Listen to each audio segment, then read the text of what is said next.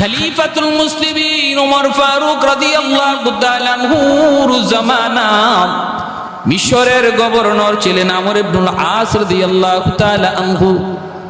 অত্যন্ত বিচক্ষণ একজন সাহাবী এবং অত্যন্ত দুঃসাহসী একজন সাহাবী আমর ইবনুল আস রাদিয়াল্লাহু তাআলা আনহু মিশরের গভর্নর।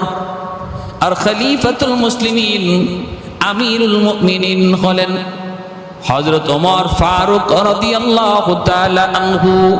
মদিনায় তখন রাজধানী, মিশরের গভর্নর আমর ইবনুল আস।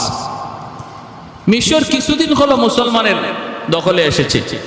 এর আগে এটা ছিল খ্রিস্টানদের দখলে। এর আগে কি ছিল? খ্রিস্টানদের দখলে ছিল। এজন্য খ্রিস্টান বাদশাহ হেরাক্লিয়াস সে মিশরে বহুত বড় একটা মূর্তি বানাইছিল যীশু খ্রিস্টের।